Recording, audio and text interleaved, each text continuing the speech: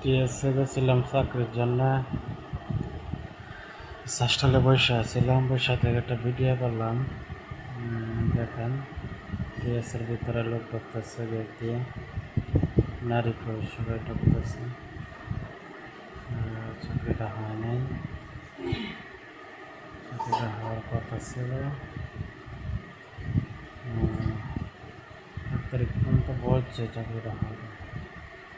এখন দেখি কি হয়, অপেক্ষায় আছি। অনেকক্ষণ বসে ছিলাম ওই জায়গায়, বসে থেকে লোক আসার কথা ছিল, লোক আসলো, এসে কথাবার্তা বললাম ওনার সাথে কথা। সবাই ঢুকতেছে,